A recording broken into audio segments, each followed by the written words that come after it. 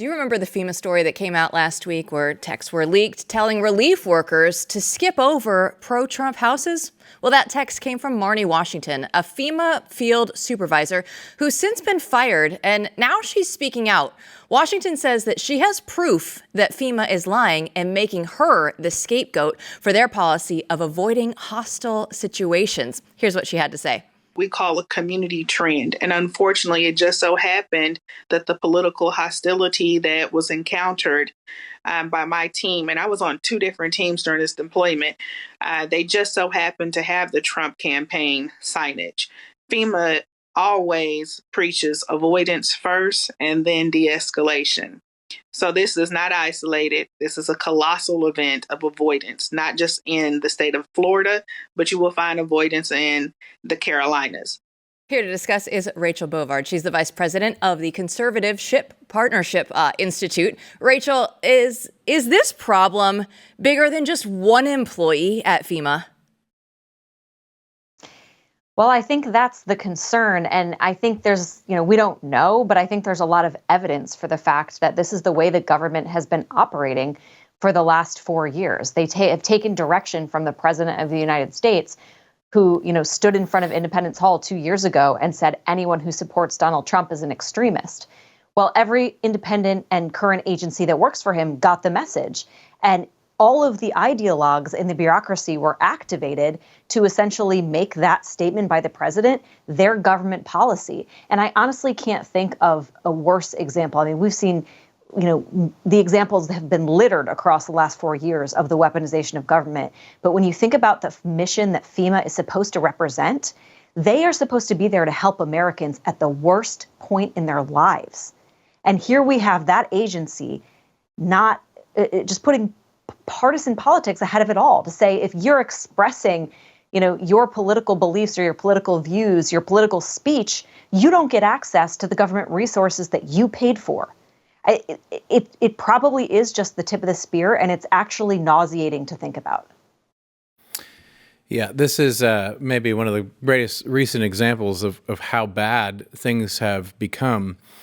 Let's talk about how to change them. There's a few things going on right now, and very curious to get your thoughts. What do you think about all these picks so far? Happening today, we have Matt Gaetz, Attorney General. Heads are exploding all over Washington, D.C. I'd love to know your thoughts on the picks so far, and then also any particular areas that you're really concerned with moving forward, some people you'd like to see in there. Yeah, I was actually sitting in a meeting when my phone exploded, and it was over the Matt Gaetz pick.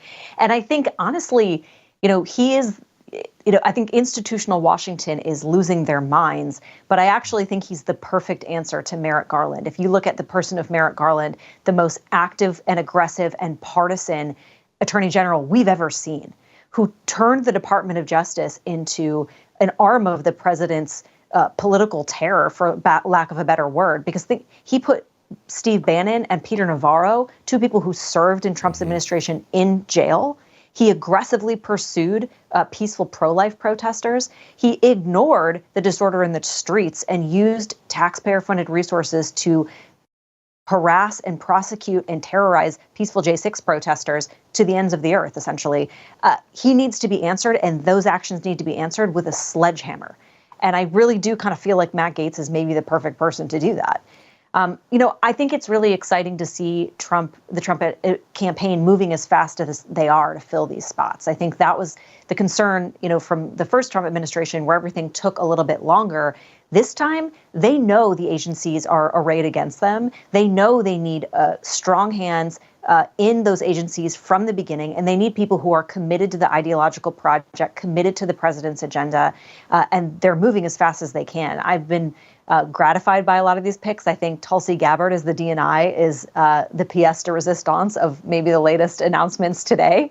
I am really curious, kind of the agenda that's going to be laid forward at DHS. We've seen Kristi Noem get that pick. I think there's got to be a lot of attention focused on the speech bureaucracy in particular, that, disinformation complex that is essentially a guise for the government to essentially come in and shut down speech they don't like. That's an incredibly dangerous area of DHS that needs to be explored. So, the picks are great. Now I want to see what they're going to do and how they're going to do it. Well, before Matt Gaetz becomes Attorney General, he will have to get confirmed by the Senate. And there's a lot of news out of the Senate today. They've picked a new majority leader in John Thune.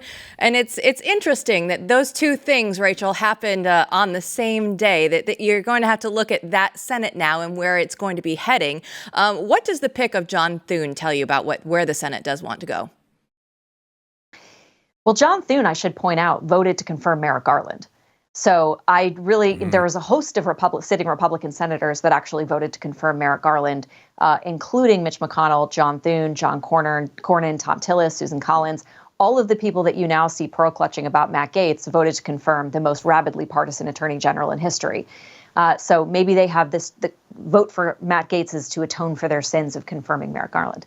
But that aside, to answer your actual question, I think John Thune in many ways represents an extension of the status quo in the Senate.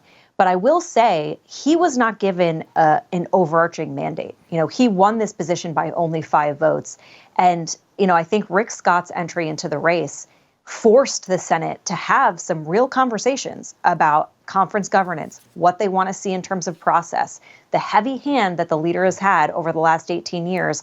And I think there has been a real rejection of that in some corners of the conference. And John Thune's going to have to answer to that now.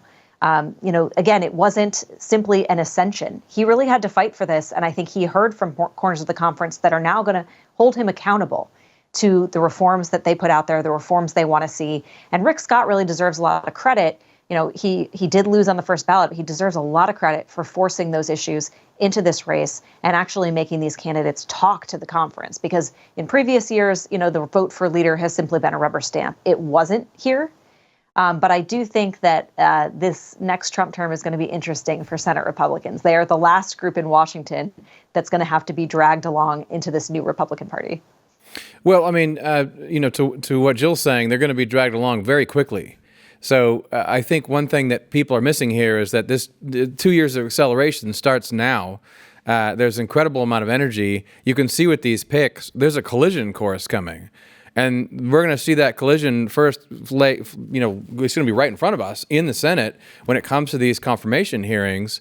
And we're going to find out real quick who's on what side. So I'm wondering what your thoughts are about that in terms of the Senate itself, because I find it very hard to believe that we're not going to find out that, it looks like Senator Thune isn't as supportive of MAGA as he's been saying he is now. And what happens then? Anything? I mean, what do you think?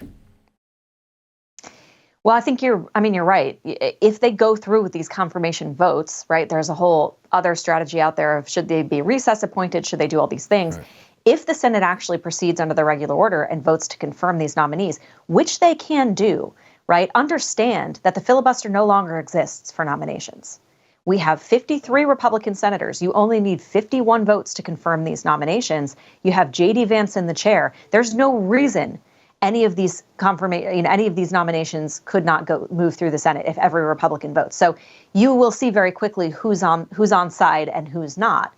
And, that's kind of up to the president at that point. How active a role is the president going to play in the Senate? How active a role is J.D. Vance going to play in the Senate? Because don't forget, the vice president is the president of the Senate. He has a constitutional role in the Senate. He's the only part of the executive branch that has an office in the legislature. And his role is not limited to breaking ties in the chair. He can sit in the chair and preside over the Senate. And he also was just a member of this body, right? He attended the Senate leadership vote, which I think is a very good sign because he is the president's ambassador to the Senate. So I think a lot of this is what role does Vance play? How aggressive is he shopping the president's agenda on Capitol Hill? And how prepared is Trump, I think, to basically go to the Senate and say, look, guys, what you saw the last 4 years needs an answer. I'm going to do it.